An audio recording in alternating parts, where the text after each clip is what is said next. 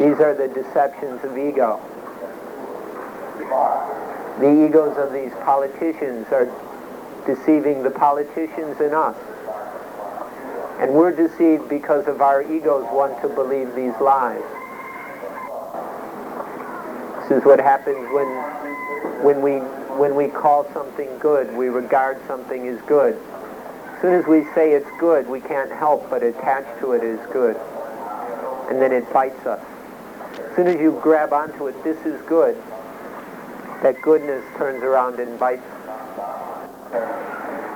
And we try to find, we meditate to get special powers to be really good. We go to therapists or doctors or wizards and whatever to become good. We go thoroughly insane over being better and better.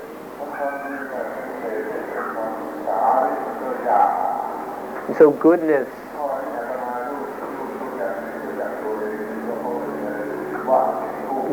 is the source of all envy. Because we're attached to what is good, we're envious of others. This is something I know very well for myself. Because I've been trying so hard to be good over the years, to do good for the religion, for the society, that it leads to envy of others who can do things I can't do. So goodness leads to envy. Goodness leads to anger. You get angry when you don't have the goodness you want, or when you can't be as good as you want. You feel guilty, frustrated. When someone else is better, you get angry. Goodness is the cause of our evil.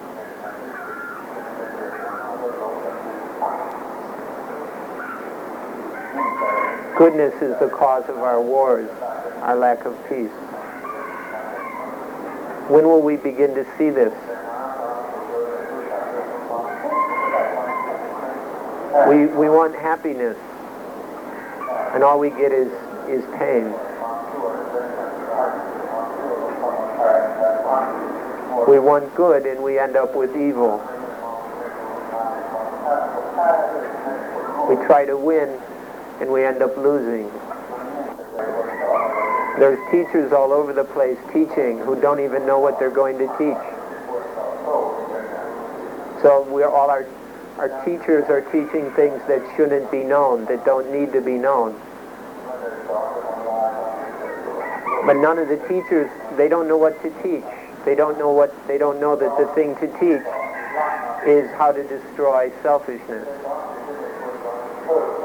They teach what they shouldn't teach, which is how to increase selfishness, more and more selfishness.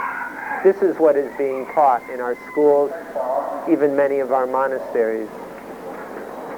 They don't teach what they should teach. They teach what they shouldn't. And nobody then learns to appreciate the status, the wonder of a human being. We're so caught up in the bait of our defilement, sensual pleasures, the achievement, the power, the sex, the money, the fame. We totally overlook what it really means to be a human. And so we don't realize our potential.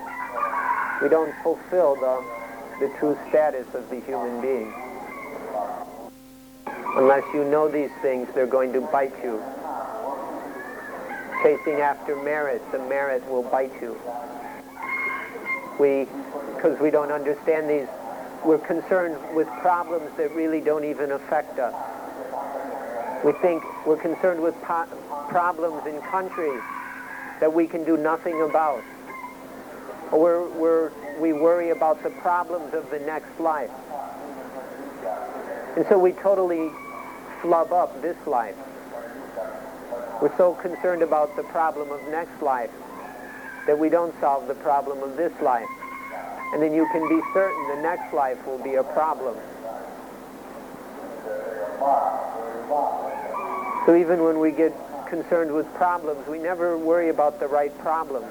We don't pay attention to the real problem, the one that exists right now. We should focus attention on the problem that's staring us in the face. When I was young, I was the same way. I thought the thing was all about the next life, future birth, getting a good birth, getting born in some, being born in a really auspicious time, and then working up the ladder of birth. When I was young, I was really crazy about the ego of the next life.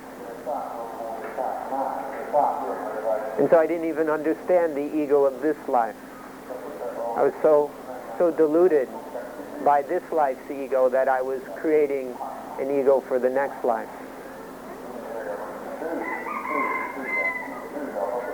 And this is to be really stubborn, to be totally obstinate toward the Buddha, to ignore what he's trying to teach, obsessed with future lives to the degree we forget, we ignore this life, or obsessed with tomorrow so that we don't even live today. There's this mind, consciousness, it thinks, it experiences, it feels. But it's the mind, it's not the ego. There's the element of consciousness, the vijnana dhatu. It exists in all living things, even in plants. And it develops, it's evolved to the point where consciousness can think. And then we have the human mind that uses language, words, concepts. But this mind, this thing that thinks, don't confuse it with the ego. Because people don't know the difference between the mind and the ego, between consciousness and the self. They get everything confused. There's these people who can't separate the mind from the ego, and so still caught up in ego, they talk about going to Nibbana. They think Nibbana is somewhere in the future, some place where we're going to go. And so they haven't got a chance of finding Nibbana. As long as we're going somewhere, we'll miss Nibbana, because Nibbana is right here. Going to Nibbana is absurd. Cool out all the fires of defilement, of ego. Quench those fires. Brush aside the ignorance. Put out those fires, those burning fires. And then you'll find that Nibbana is right here. Put out the fires and you'll discover Nibbana. You don't have to go anywhere. Other religions, other traditions, if they want, they can have these selves, these souls that are going to last forever. But for Buddhism, there's no eternal self. There's not even a temporary self. There's just the illusion of self. Know that this ego is just a tricky ghost, an imposter. Know this and see that the reality is not self, anatta. Then we can brush away the curtain of ignorance, put out the fires of defilement. And then Nibbana is right here. We don't have to go anywhere. This is the medicine for ego. This is the medicine for age. You can call it herbal medicine. You can call it food, nourishment. The word ahara, food or nourishment, means something that leads to results, something that brings results. There's the kalinkara ahara, which is material food that keeps our bodies alive. Our physical bodies need this kind of physical nourishment. Then there's the vijnana ahara, the consciousness food. Consciousness is the food for contact. When there is consciousness, then there is contact, feeling, desire. And then mental intention, mano sanjetana ahara, the food of mental intention. This is what leads to all activities. This is what brings the result of our actions, our karma. Usually when we talk about that which quenches dukkha, we call it panya, wisdom, or vicha, knowledge. We usually don't call it ahara. In fact, ahara is food is something dangerous because it brings many results that are not good for us. But we don't know this, and so we think food is really wonderful, chasing after ahara. We entice ourselves, we excite ourselves with food. This is the food of the defilement. Drunk on food, crazy about food. Keeps us drunk in the defilement, in pain, in suffering. When we decrease food, when we lessen our food, then we lessen the conditions for suffering. When we fast, when we abstain from food, then there's nothing to, if we really abstain from food, then there's nothing to be the basis for suffering. Suffering has no nourishment, no support. But now when we have birthdays and things, we celebrate with lots of food, with feasts, to increase our defilements, not to decrease them. We don't restrain our senses.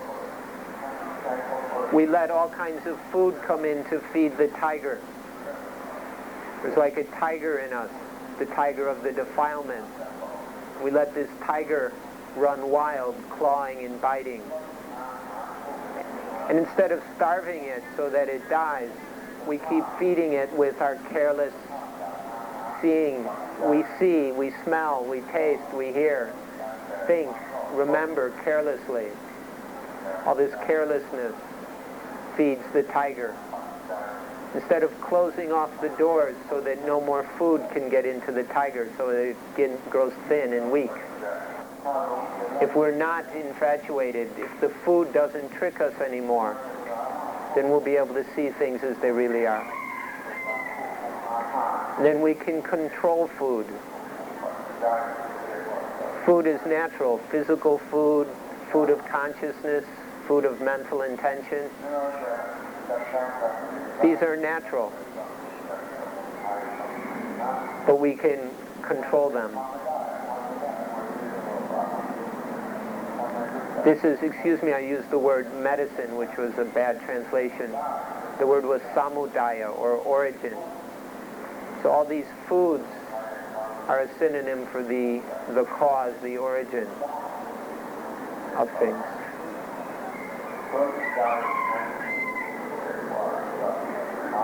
So please be very interested in this, which is called samudaya, or origin. We need to see the origin of the problem.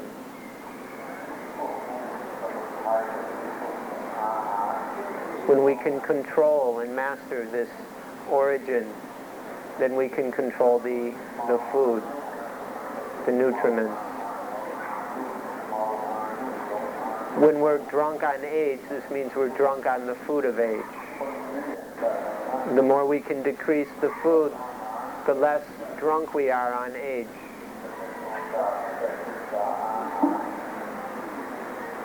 When we're totally sober about food, then age has no more support. But drunk on food, we just keep stuffing ourselves, packing it in, bloating ourselves with more and more problems. So today, when we're fasting from food, we ought to understand food better than ever. Not just physical food, but the food of contact. The consciousness, which is the food for contact. feeling, and desire. The mental intentions, which are the food of our actions. We should understand food much better than before in its different meanings, so that we don't have to be hungry. The nourishment of age is the nourishment of ego. All this food, the basis of being deceived by age, being tricked by age, getting infatuated with age, getting drunk on age, going crazy about age. The more ignorant we are of food, the more ignorant we'll be of ego. The more we understand food, the more we can understand ego and age. This is all something to be understood while we're still alive. If we're dead, it's all a waste. So while we still have life, it's time to lessen ignorance, to lessen our foolishness about food, about nourishment. This word ahara, or nourishment, is the same as the word pajjaya, or condition. You may not have ever heard the words that ignorance is the food of concocting, sankhara. Sankhara is the food of vijnana, consciousness. Consciousness is the food of mind and body. Mind and body is the food of the senses. The senses are the food of contact. Contact is the food of feeling. Feeling is the food of desire. Desire is the food of attachment. Attachment is the food of becoming. Becoming is the food of birth. If we don't understand food, all these things are feeding each other. They feed each other, and the result is dukkha.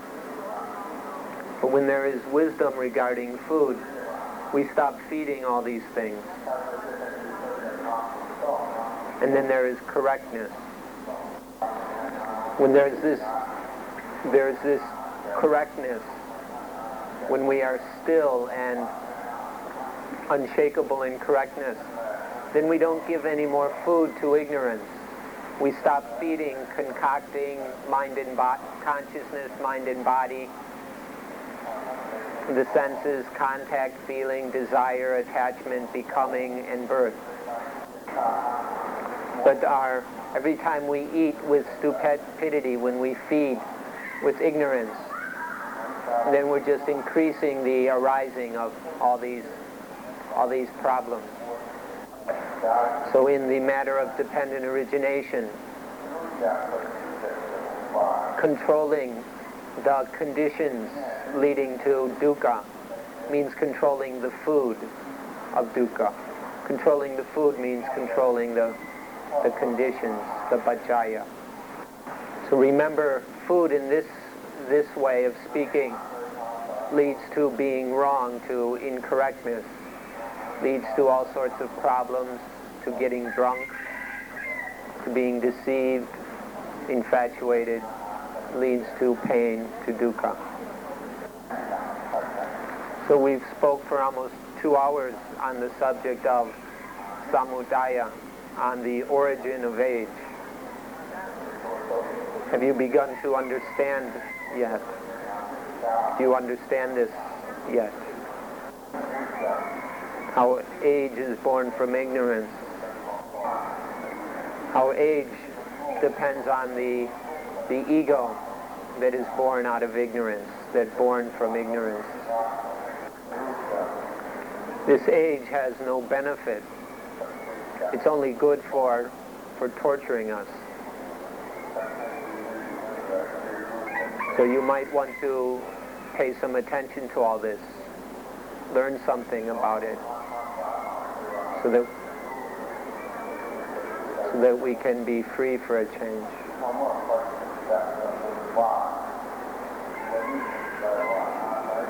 Let me speak a little bit about language for a minute. The words paticca samuppada mean to depending on. Paticca means depending upon. Samuppada means arising, to arise, to originate. So it means things are arising dependent on these various conditions. Origination that comes about through dependence on conditions. But there's something else that we can't find the word in the Pali, but we ought to talk about. We call it paticca nirota. Nirota is the quenching, the going out of thirst, of hunger, of ego, of dukkha. So we'd like to suggest the word paticca nirota, dependent quenching. The Buddha didn't use this word, but he talked about something which is exactly what dependent quenching is. How depending on various conditions, dukkha is quenched. Depending on various conditions, nibbana is realized. We only talk about dukkha nirota, the quenching of dukkha. We never talk about paticca nirota, dependent quenching, but really it's the same thing. When ignorance is quenched, the power of concocting quenches. Consciousness is quenched. The body-mind is quenched. Feeling is quenched. Desire is quenched. Attachment, becoming, ego birth is quenched. Dukkha is quenched. There is just the coolness of nibbana. But now speaking about this quenching, that's the third group. But now we're talking about the second one, the samudaya, the origin of age. Age is the starting point, or ignorance is the starting point of all the causes of dukkha, one by one successively. So this is dependent origination as far as it is the cause of age, of all the problems of age, of all the problems that age makes for our lives, both while we're asleep and awake. But when we understand Dhamma correctly, then we can be free of all these problems. When we're awake, we're free of the dukkha. When we're asleep, we're free of the dukkha. When there's no wisdom, then there's the origin of ego and age. So now this afternoon we're talking about the samudaya of age, of dukkha. The age of the self, or the origin of the self. There are all these subtle, complex causes. We've been talking for almost 2 hours and some people still don't understand what we're talking about. This matter is incredibly important. The Buddha called this the beginning of the spiritual life. This isn't the end, this is the beginning. The spiritual life doesn't start until we begin to understand this. In the Pali records, there's only one occasion of the Buddha ever chanting or reciting things to himself. He didn't do all the chanting we like to do these days. He just recited dependent origination to himself, as well as dependent quenching. And when the other monk found him, the Buddha wasn't the least embarrassed. He was doing this for fun, the way we hum songs or love songs and all that. But the Buddha sings, the only song the Buddha sings is paticca samuppada. So if you're feeling hungry and it's difficult to endure, then sing this song. Sing to yourself about dependent origination, and the hunger will go away. If you're not able to do this, then it'll just turn into a lot of sensual desire, daydreaming about food, keeping our life trapped within the swamp of sensuality and sex. But because we don't even try to understand dependent origination, because we don't pay attention to it, we don't study it, our lives are full of ego. So there's all kinds of selfishness. And it's not just true of us, it's true of almost everyone. So society is full of selfishness as well. We have selfish societies. No matter where one goes, even if you go to one of the so-called heavenly realms, one of the Brahma worlds, it's still full of personality belief, of ego, of selfishness. In these heavenly paradises, people are even more selfish than in the ordinary world because they're so desperate to stay there, so afraid of losing their paradise. You can find this out for yourself. You don't have to die or go anywhere. When you think you're in paradise, when you think you've got everything you want, see how selfish you are, how you don't even care the least little bit even about your husband or wife. All these crazy Brahma gods clinging to lives that span tens or hundreds of thousands of years. We shouldn't worship this kind of ego.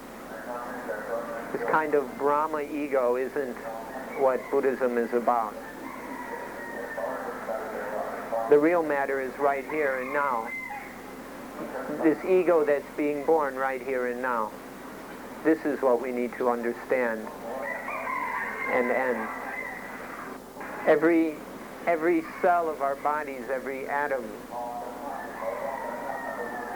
has problems because of ego. Can you see that? Every atom in this body becomes a problem because of ego.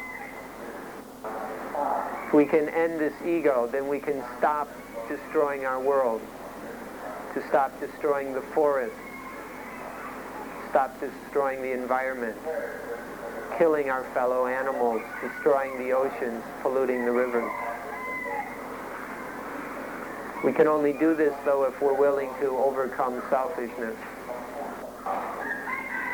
Just these few little words. Selfishness destroys oneself. Selfishness destroys itself. Just a few words, can you understand them? That selfishness destroys itself. When we are egoistic, self-centered, we ruin everything. This is the most vicious, terrible thing there is in life, selfishness. It makes us lazy. When we're selfish, we won't do our work. We won't take proper care of our bodies. We don't do our duties. Because of selfishness, we're lazy, too lazy to work, too lazy to study. Because of selfishness, there's no harmony. We can't cooperate, we can't get along because of selfishness. The Thai national anthem, they sing about samaki, harmony, to be united. But it's very hard to find because there's a lot of selfishness going around. Selfishness is the cause of envy. Somebody's got something nice and we become envious because we want it for ourselves. We don't know how to just be pleased that they've got something nice. We've got to be selfish about it. Sometimes selfishness gets so ridiculous we go crazy and commit suicide. Can you see how even suicide is selfish? But we're all afraid to even look at suicide. But if we look The only reason somebody would kill themselves is because they're selfishness. They're selfish. Don't kill oneself in that way. For others, they destroy themselves mentally. Because of selfishness, they just go crazy. They flip out. We have to send them to the mental hospital. People go crazy because of selfishness. Craziness, insanity is just obsessive selfishness. And what about all our development, our progress, our technology and industry? It's just more selfishness. There's nothing spiritual about it. There's nothing mental about it. It's totally material. Just a bunch of selfish materialism. The people who are less developed than us, they're less crazy than we are too. The more developed we are, the more we progress, the more civilized, the more crazy, the more selfish. The more developed the country, the crazier it is. Like the foreigners, the Farang, the Europeans are much more afraid of addictive drugs and narcotics than in Thailand, because their countries are so developed. They're so developed they have to worry about problems that we hardly worry about in Thailand. But if we're not careful in Thailand, we'll start to worry about these things too. Or now, because of selfishness, husbands and wives are biting each other. Excuse us for using these kind of words that are usually reserved for speaking about dogs. But now when husbands or wives are selfish, instead of taking care of each other, being responsible, they bite each other.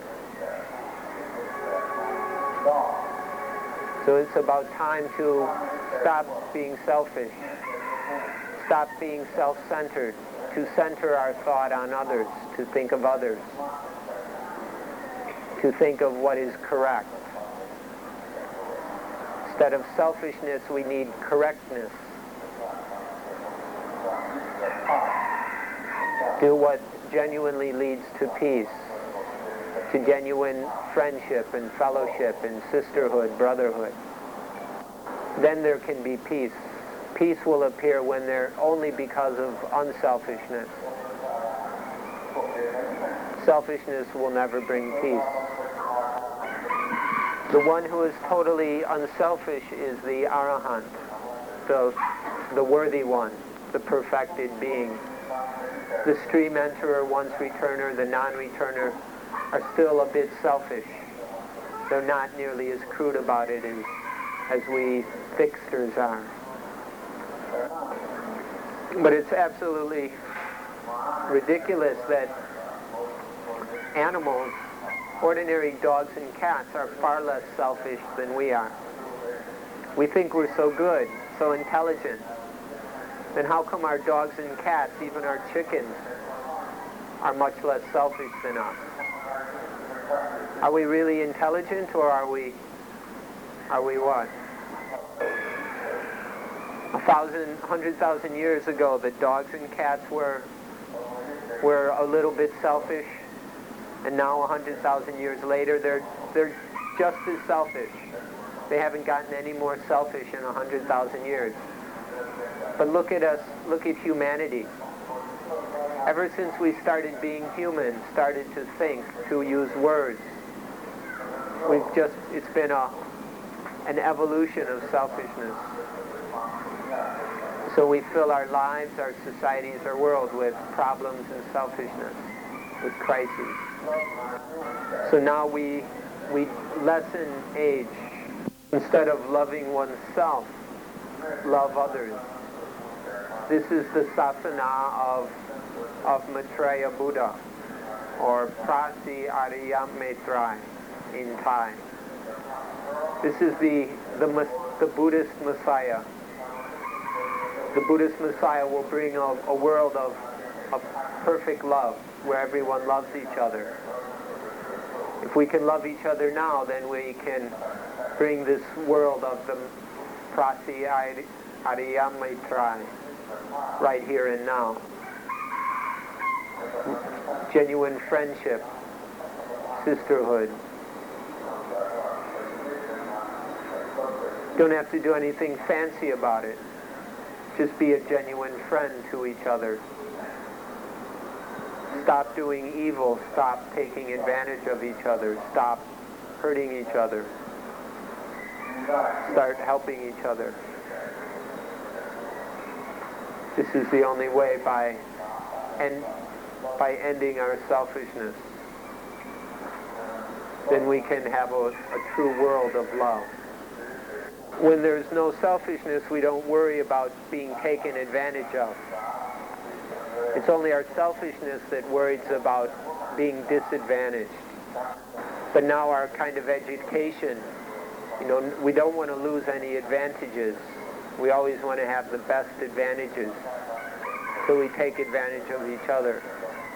This modern selfish education of ours. So that's the kind of progress they've got these days. We ought to throw it away, get free of it, and begin to be unselfish. The natural result of unselfishness is joy, is happiness. And when there's no selfishness left, when we've gotten rid of all selfishness, then that's the arahant. The arahant, a being that is totally void of selfishness. So we've been considering the problems which are the causes of age. Self-centeredness. Age is the basis of suffering, of pain. Self is the basis, the foundation for age. And ignorance is the original ghost that tricks us into ego, into suffering. Can you see all these ghosts deceiving us into hell, into pain right here in this life? We don't even have to die to go to hell. When something happens with the senses, the eyes, the ears, or whatever, it's always ego sees, ego hears. This is how ignorance deceives us until life bites its owner. We're pretty much run out of energy to speak. So this is the second matter, the one about samudaya, or origin. Okay, so we're going to ask for a short break to rest up a bit, and then we'll get on with the third and fourth matters. So we'll have a break for a while. And stay tuned. This sutta, there are 5 basic factors. There is sila, samadhi, panya, vimutti, and jnana tatsana. If you look around Suan Mok, you'll see on many buildings there are 5 pillars. These stand for the 5 khandhas, the 5 aggregates, the 5 powers, the 5 faculties, the 5 sila, the many 5. But most of all, they stand for the Dhammasara, the 5 essences of Dhamma. Sila, samadhi, panya, the path, and then vicca and vimut. These are the results of the path, vicca, vimut, and jnana tatsana. Any monk who has these 5 qualities is someone we should go to see and associate with. The one who has these 5 qualities will be able to develop the 7 bojjhangas, or factors of awakening. So there's sati, mindfulness, established on something that it can examine and scrutinize or investigate things that we ought to scrutinize. And then energy arises. We can, through investigating, we put forth energy, effort, and energy arises. This makes us satisfied. When things are starting to go along correctly, there's a satisfaction. With this satisfaction, our bodies relax and our minds become tranquil. This is called patsati, tranquility, factor of enlightenment. Then, when the body and mind are calm, there is a very calm joy, and the mind can focus itself and become very firmly established on any Dhamma. The Dhamma that we're mindful of, the mind becomes firmly focused, established on that Dhamma. This is samadhi. And then upekkha, the mind that isn't leaning towards positive or negative, liking or disliking. This equilibrium of mind keeps the samadhi balanced. This is similar to Ariya Samadhi with 7 factors. When the Noble Eightfold Path develops fully, it gets a new name. The Buddha called it Noble Right Concentration with 7 supports. When the path is ready to cut the defilements,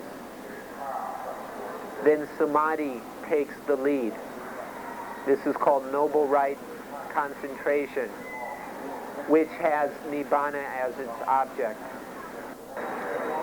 This is the concentration that can cut through the defilements. So one should associate with a bhikkhu who's got the 5 qualities. Then one can practice the 7 bojjhangas, develop them successively. Regarding these words of paying respect to one's acharya or teacher, this is something that we should make some understanding about. In the Pali scriptures, the Buddha himself didn't talk about the word acharya. He preferred the word kalyana the good and noble friend. Or in the old Vipassana teachers in Thailand, they didn't speak of someone as their ajahn or acharya, but they spoke of their kalyana their good and noble friend. So we should be careful about this. When we pay respects to an ajahn, often we're just putting up some person on a pedestal and able to bow to him or her. But when we pay respects to a kalyana this is to show the need to help each other in finding the way that quenches dukkha. So this word ajahn or acharya appeared much later. Originally in Buddhism we preferred the word kalyana or good friend rather than teachers. It's not necessary to cling to a teacher. Maybe it's a word that we use, but we should not be trapped by its meaning. And instead of clinging to the person, if we just can't help it, and we find ourselves clinging a bit, then instead of clinging to the person of the teacher, one should hold to the reasons in the words of the teacher. The thing to hold on to isn't the person of the teacher, not even to cling to the words of the teacher, but to hold on to the reasoning within the words, that appears within the words of the teacher. The Buddha himself never asked that anyone believe him or cling to his words. He said that it's not necessary to believe the words of someone just because they're his teacher, is someone's teacher. Even the Buddha himself. Instead, one just follows the reasoning, the manifestation of the law of conditionality, of causes and conditions, which is pointed to by the words and teaching of a wise Kalyanamitta, or good friend. So would everybody follow this meaning when we speak the words of paying respects to our teacher, when doing the acharya vata, the duties to one's teacher? Please understand the word teacher correctly. If we choose to preserve these old customs, we should never do them blindly, just going through the motions, just because it gives us some satisfaction or something. But we must hold to the meaning behind the actions. A long time ago,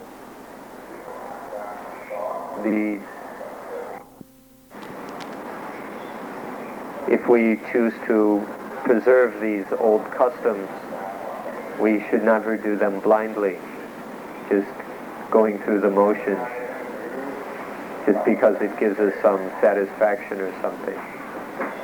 But we must hold to the meaning behind the actions.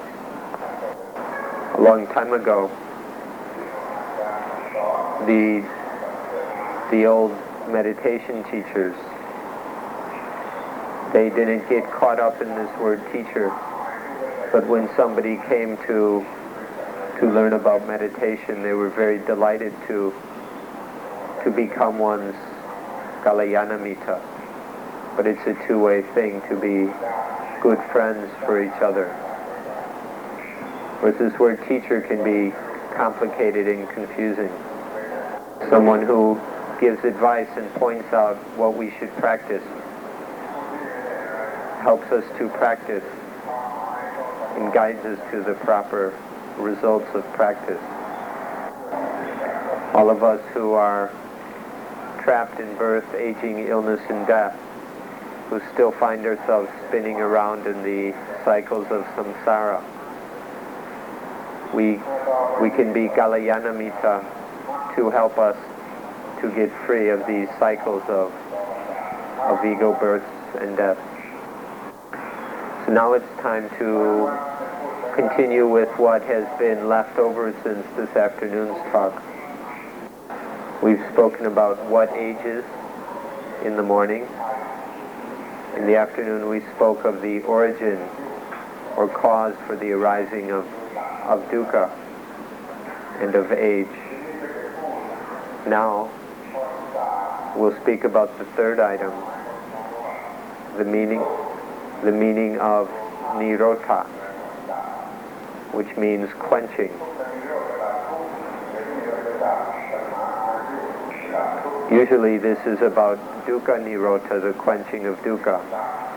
But now today we're speaking especially of quenching the problems concerned with age. If we're going to practice, this practice is for the sake of, the purpose behind our practice is quenching. So we have to wonder, what will be quenched? What is the benefit of this quenching? What good is it? So please listen carefully as we discuss the benefit of quenching, of nirota. The quenching of age means to quench all the dukkha, all the pain associated with age. Because of our attachment to age, there is pain and suffering regarding age.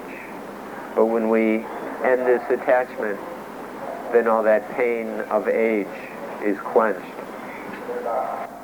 We know that the origin of age is in attachment, is in desire and attachment, especially in the attachment to beliefs, concepts about self, attawa dupadana. This is what must be quenched. And the quenching of this is called the quenching, the nirota of ayu, the quenching of age. To quench upadana means to not let tanha, desire, concoct attachment.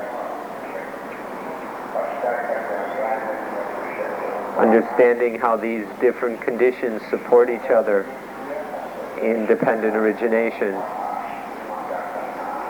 then we see how upadana comes from tanha.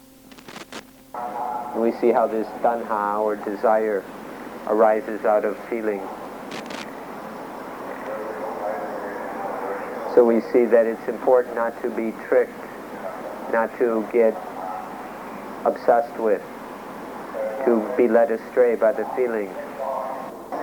So we quench the power of the feelings to lead us astray into desire. This takes us back to the whole beginning of the thing, which is to quench ignorance, quench avijja.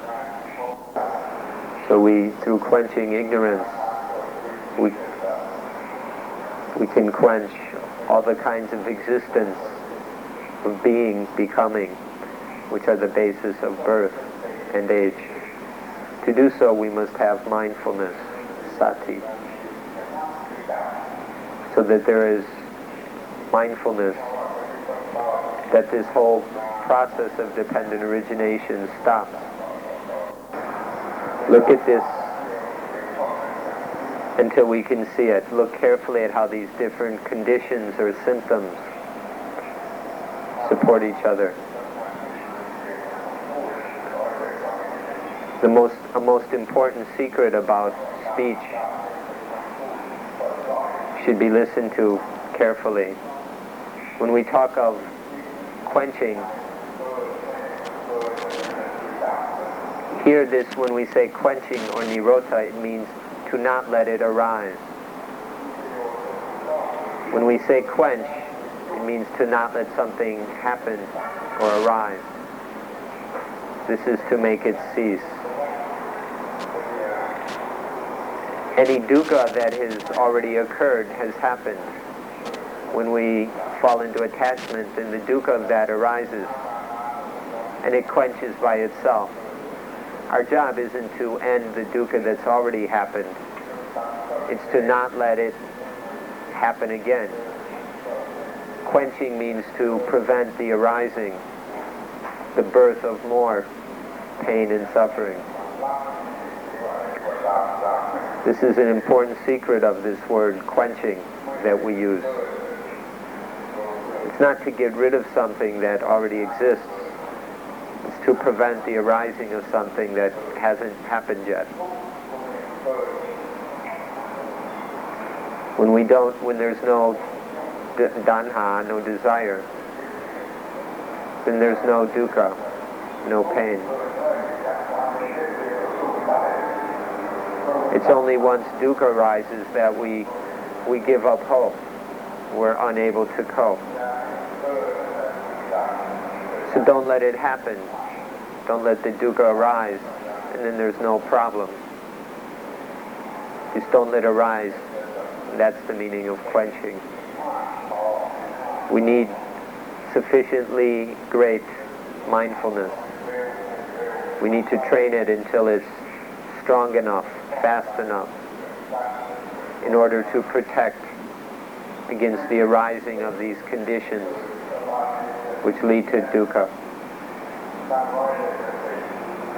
It's very clear in the Pali teachings that we prevent all this arising with sati, with mindfulness. All these fires that we carelessly light, they flare up to burn us. Once they've singed us, then they quench. The thing is to bring about remainderless quenching, to quench these fires so that nothing remains to flare up again.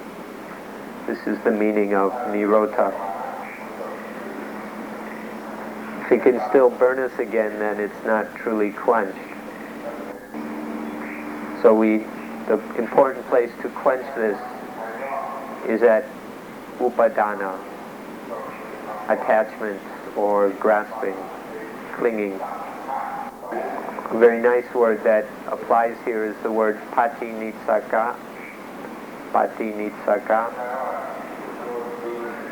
which means to throw back, to toss back, to return, to just fling it back to nature. We've been corrupt con artists.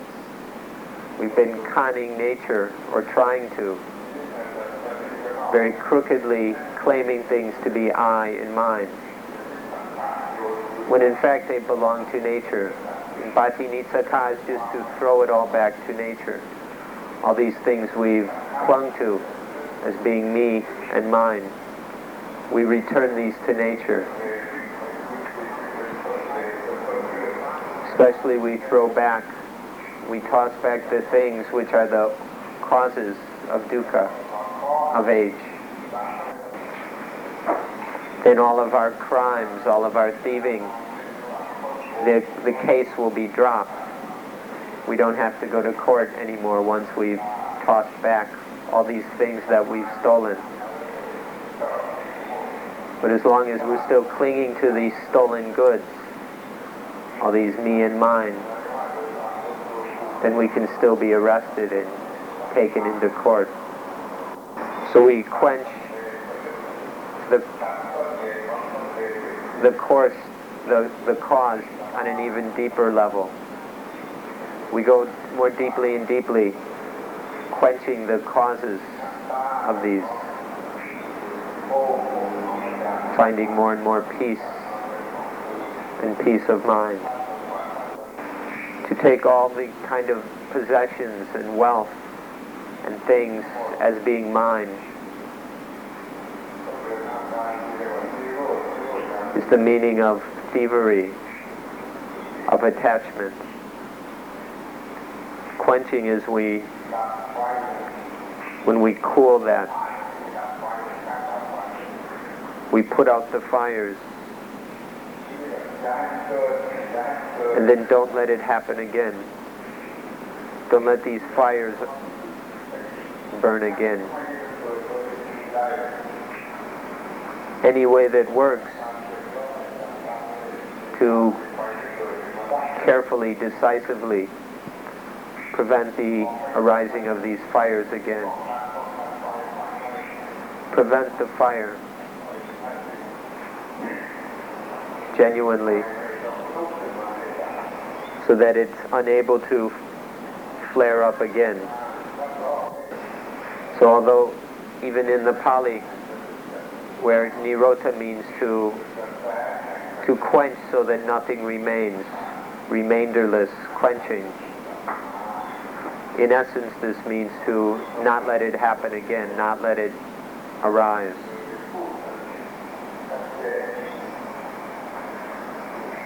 This is what we'll speak about to make it as clear as possible tonight.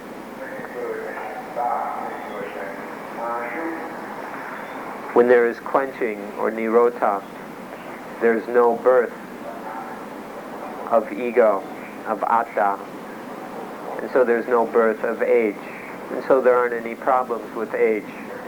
There's no dukkha due to age. so that we develop an appetite for quenching instead of being afraid of it.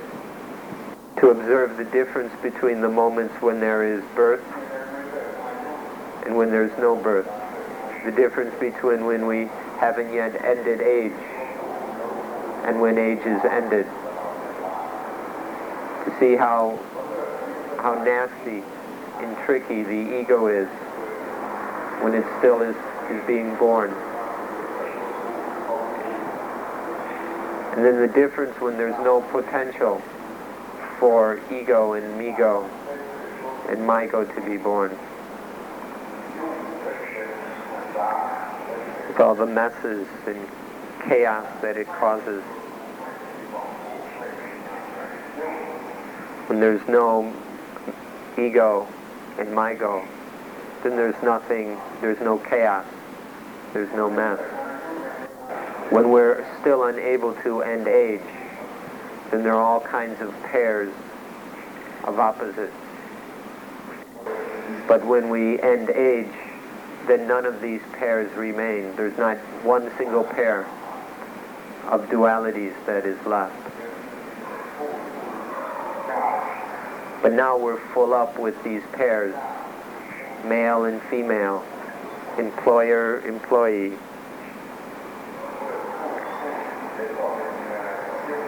When we end these pairs, then there's no problem. There's nothing creating a mess or chaos, confusion in our lives. All the difficulties about sons-in-laws, mothers-in-laws, daughters-in-laws, fathers-in-laws, mothers and fathers, children, brothers and sisters, all the confusion, all the difficulties we create out of all these pairs, parents and children, husband and wife,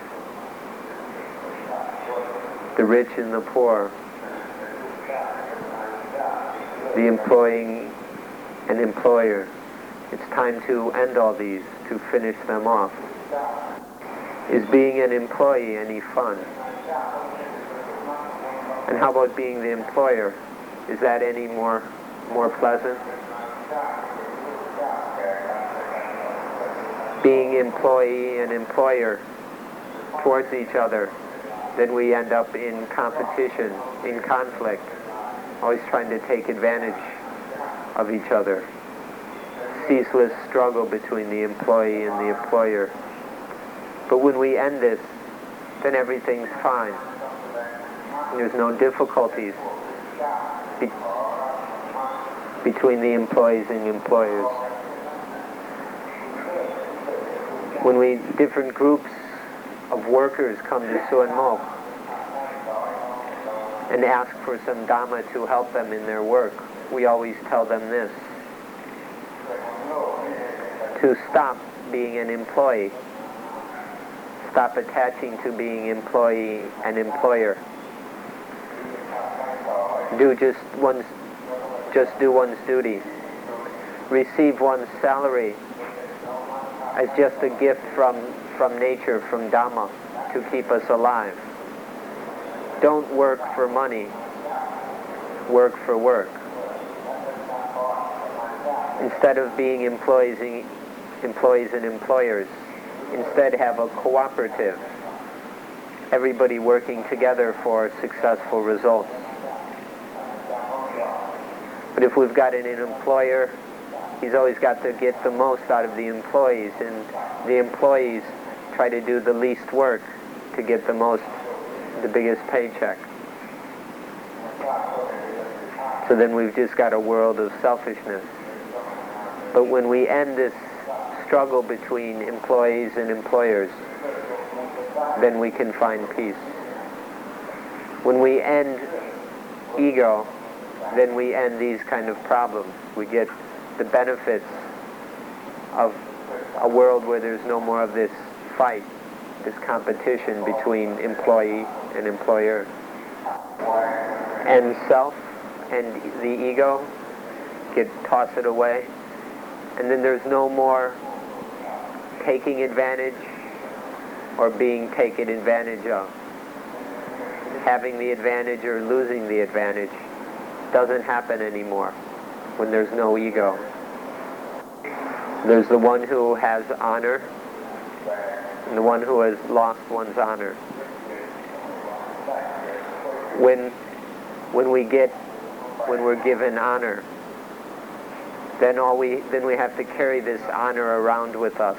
It becomes very heavy having to live up to all this honor. And then we lose our honor, and it's very embarrassing, and that's very heavy in another way. So toss away the ego and toss away these problems of honor and dishonor. Even things we don't want, when we get them, they become problems. We don't want something, but somebody gives it to us, and then we turn that into a problem. But when there's no ego, we don't complicate anything. We don't make problems out of anything.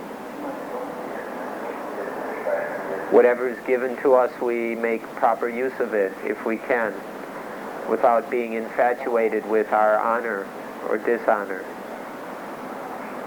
They give it to us, that's okay. We don't get obsessed with it or drunk on it. They take it away and we live with that. But everybody's obsessed with having honor, status, wealth. Nobody's interested in dishonor, low status, and poverty. When we speak of craziness, all of this goes crazy.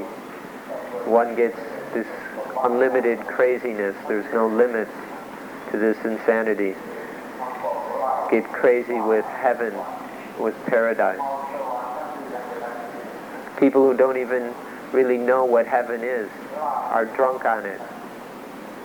Drunk with their illusions, their dreams about paradise, the Sukhawadi, the Pure Land, talking about it drunkenly, insane with paradise. And then they're crazy about being arahant. This is something we really don't want to speak about. We shouldn't have to talk about it. But now there are these teachers giving out certificates that so-and-so is a stream enterer, a sotapanna. So people are now crazy with being stream enterers, being non-returners, being arahants. Such ridiculousness shouldn't occur, but for some reason people are going crazy about these things, drunk on being an arahant, which is of course absurd. For people who are drunk on being a stream enterer, they're desperate for Nibbana, get crazy with Nibbana. Please be very careful about these things. Let's teach the Dhamma correctly so people don't fall into these crazy illusions. There was somebody who was really crazy about dancing, and they insisted they wanted to go to Nibbana. They maybe thought it was some giant dance hall or something. And then we told them, in Nibbana there's no dancing. I don't want that anymore. We don't want that. People are crazy about being an arahant, about Nibbana. It's time to end all this lunacy, to be finished with it. And then there's another kind of insanity which is interesting. It's being crazy about oneself. Being really infatuated with oneself. Being crazy with dreams, shadows. Now we'll speak more precisely. When one can't yet end age, can't yet end ego, then every breath is ego. we breathe in with ego, we breathe out with ego. Every breath is selfishness. But when we can end ego, then we can breathe without selfishness. Every breath can be Dhamma. Before, every breath was me and mine, full of selfishness.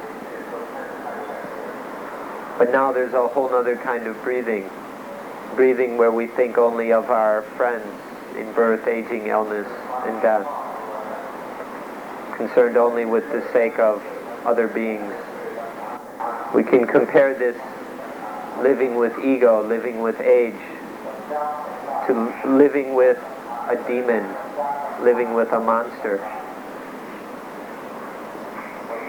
Having this foul, stinking, ugly, horrible monster with you all the time, creating problems, making a mess, doing stupid, ugly, foul, disgusting things. This is what it is to live with ego. Think of the wonderful benefits to be free of these monsters, demons. So we're trying to advertise for quenching, for nirota. Don't see this kind of advertisement on TV very often. So now we're going to travel through the market a bit, showing our wares. But now we're advertising the wares of the Buddha. We don't have anything fake. We've only got the genuine stuff. When one's got the real stuff that can end ego and all the me and mine, then nobody can annoy us. No one can bother us. But as long as we're full up with ego, things are bothering us all the time. People can annoy us.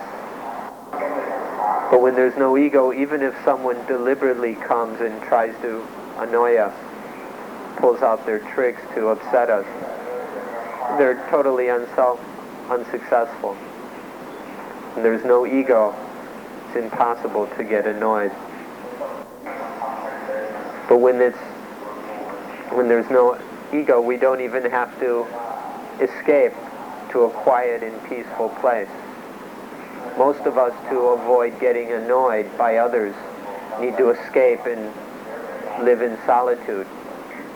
We have to find some kind of solitude to be free of this annoyance. This is because of ego. It's only because of ego that we have to run away into solitude. But when there's no ego, there's automatic solitude. Nothing can annoy us. But as long as there's ego, there can never be real solitude. Because even alone in the forest, in a cave, we'll find things to disturb us, to annoy us. But just drop the ego, and solitude, peace, stillness, silence come automatically. So wherever there's no ego, there is stillness and silence. Even in the middle of a factory full of noises and all kinds of violence, even there is silence, total peace, solitude, because there's no ego. In the middle of the theater, with all kinds of excitement, if there's no ego, there's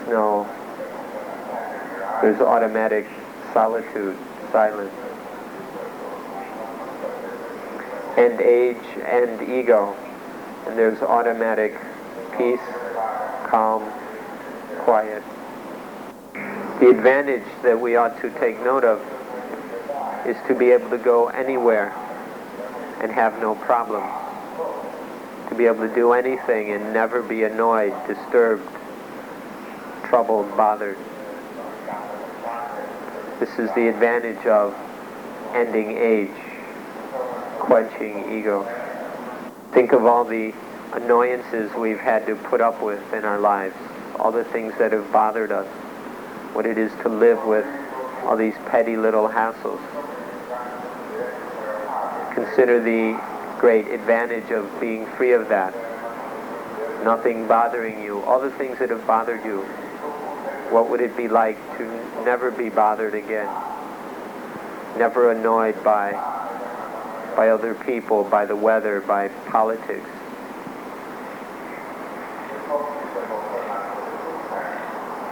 And then we find silence, solitude everywhere. In the factories, in the bus stations, in busy restaurants and theaters. But as soon as ego is born, then it creates all kinds of confusion and tumult. But when there's no ego, there's nothing that can disagree with us, that can offend us. Have you ever seen a dog or cat be offended? But humans with these egos are always offended by things, with all kinds of offense. It comes from ego, from having an ego, having me-go, my-go. Something wicked or nasty happens. If there's no ego, the wickedness dissolves. It becomes just a lesson to teach us something useful. When there's no ego, there's nothing is wicked or evil for us, to us. If you're not interested, that's your own business. But these are the facts of the things. This is the way to end all the problems of being born, of dying. There's no ego, there's no way that birth and death can be a problem. There's no losing.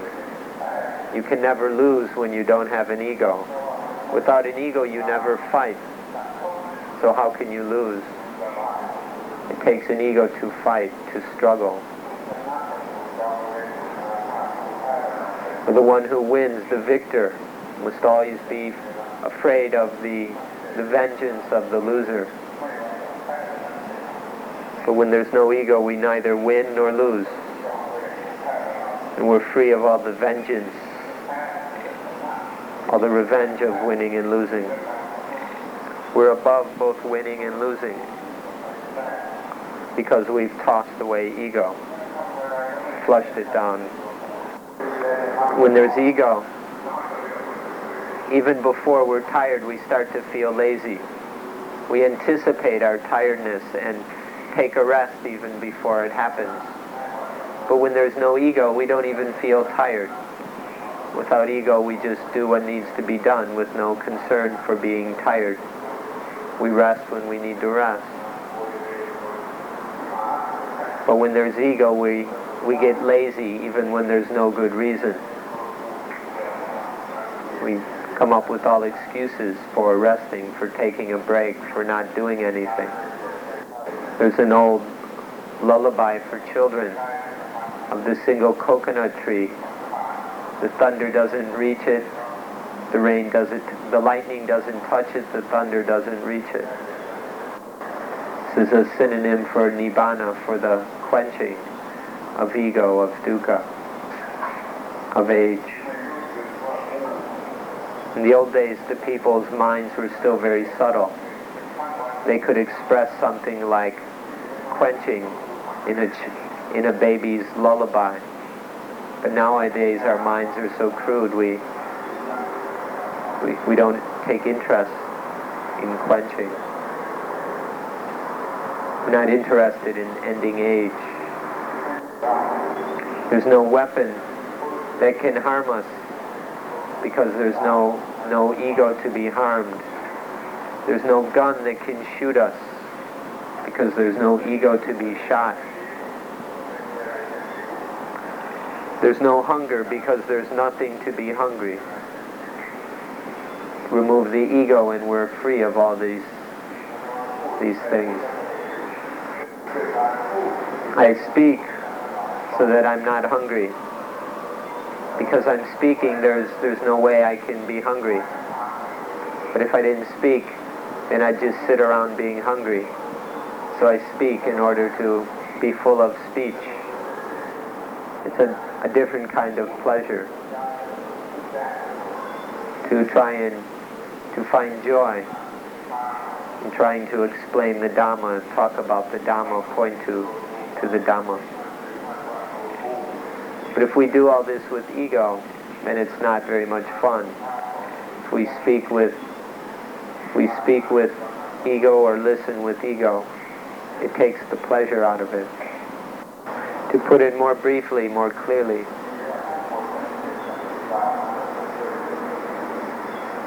everything we said can be summarized in just one word: voidness. The void. In voidness, there's no busyness. But we don't like being void. We don't like being free. We like to be busy. Instead of peace, we like tumult, chaos.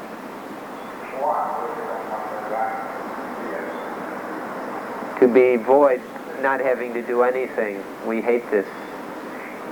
We want always to fill everything with busyness. In this voidness, there's no ego to do anything, so there's no doing. The highest, the furthest voidness is Nibbana, where it's totally void. There's nothing to concoct, to condition any I, any me or mine. In perfect voidness, there's total freedom. So everything we've said can be summarized by voidness. When void, we're void of age, void of ego, void of self, void of attachment, void of all these things. How can there be any problems? But as soon as there's no voidness, you can be sure there's ego there. Whenever there's busyness, there's ego behind it, beneath it. There's a famous passage in the Dhammapada where the stupid monk says, I will spend the rains here, and then I will go, after the rains, I will go there. No matter where one's going to spend the rains, there's no need to regard it as I will spend the rains here. Instead, dwell in voidness. Then no busyness can arise. Voidness is eternal. It's the busyness, the chaos that has arisen more recently, a kind of deceptive ghost. This eternal voidness is something that is most possible. There are people who claim that it's impossible to make their minds void, to be void, but this is not true. It's a fact, a truth, that voidness is possible for all of us. But we're not interested. Anywhere we are, just lessen ego, weaken the strength of ego, and then we can find voidness. We can do voidness if we were interested. Naturally, there's voidness. Voidness is totally natural. But we're afraid of it, so we fill it up with busyness, with confusion. Nature is already void. The world is already void. Life is void. The body, the mind, everything is already void. But we obscure this voidness with ego. So we don't realize this voidness. But end this ego, end age, and then all the voidness reveals itself, and everything is fine, there's peace. To be void of ego, void of atta, void of attaniya, to be void of self, and void of things connected with self, attaniya, things having to do with self. This is how the Buddha explained voidness, to be void of self and things connected with self. All the things associated with self. When we're free of all this, there is voidness. Or in simple terms, to be free of ego and egoism. Free of me and mine. Clinging to self, to I and mine. This is attavadupadana. The heart and essence of attachment. When there is attachment, then it forces the mouth to say ego, me, mine. This attachment, this basic attachment that leads us to talking about me and mine. This is the core attachment of attavadupadana. So we need to discover the self that won't deceive us anymore. The kind of self that we can talk about self, about me, about I. But this me and my of speech doesn't deceive us. But now we believe our words. We believe what we say. We believe in this me and mine. Instead we need to, it's hard to translate into English, but the mouth says one thing and the mind believes another. This is called to be dishonest. We need a certain kind of dishonesty if we're going to be free of dukkha. We use the words me and mine, but we don't believe in them. When we say the words me and mine, we realize that they're a lie. But that there's no way around it. We have to use these words to communicate. So we have this dishonesty. It means to no longer cling with attachment to these words, me and mine. We realize that they're all empty. So we realize that the self, the typical idea that there's a self here somewhere, some real self, true self, we realize that that's an illusion.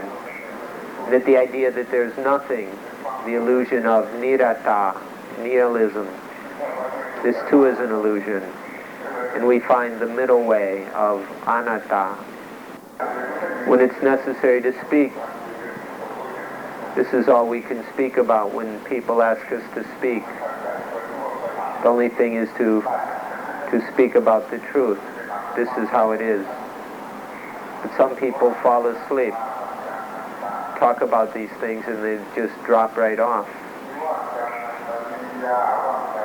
Because they're not really interested in being void of self, void of the things connected with self.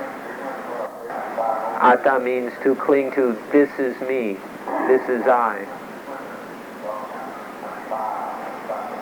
There's two basic kinds of attachment to self, or me, and things belonging to self, or mine. This is me, this is mine, this is myself. We cling to the self as being ego. This is a very vicious attachment. When the I sees a form, we can attach to it as both me and mine. Sometimes I see, not the I sees, but the ego sees, or it's my seeing. Hearing can be the same. Smelling, tasting. But in all cases, the ego, the me and mine, is born after the seeing, the hearing, the smelling, the tasting. Ego always comes after. Once there's atta born, the ego Then it's followed by ataniya, things belonging to self, the mind. First the me and then the mind. But when there's voidness, we're void of all this me and mind. We must probe and explore this voidness until we understand the fullest meaning of it. To be totally free of the defilements, free of all ahangara, all I-making, and mamamgara, the mind-making. To stop making I and mine. This is what voidness is about. Void of I doing and my doing. Voidness is to remove all I-making, my-making, and ego conceit. To remove ahangara, mamamgara, and mananutsai, the tendency of conceit. Other people may have other kinds of voidness with their relative advantages and disadvantages. But the correct meaning of voidness, the true meaning of voidness, is just to be void of me and mine. A very special meaning of voidness is that voidness is the Majjhima Patipata, the middle way. On one side is attachment to sensuality, indulgence in sensuality as one kind of busyness. And then the indulgence in pain, in asceticism, is another kind of busyness. But the middle way is to be void of both extremes, to be free from all that busyness. Neither atta, the self, or nirata, the no self at all, but anatta, which is not self. One must see this for oneself, that to be void is the middle way.